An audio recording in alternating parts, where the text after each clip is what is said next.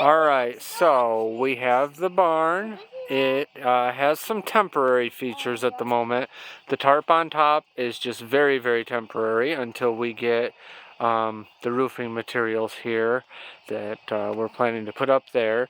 We have a door right there, but again, the door is temporary. Planning to redo it with something better as time goes on. The windows we're going to frame out and make those look more like actual windows and do some finishing work up on the walls. But you see we got all the rafters up there in preparation for the roofing that'll be going on. And we have a horse in his barn for the first time tonight. And he's got his food and his water over there. Hi, Phoenix. How do you like your new digs, huh? Phoenix. Phoenix. Yeah, he doesn't want to look at the camera. He'll look at Bean, though. My daughter, she's over here trying to pet him. All right, say goodnight.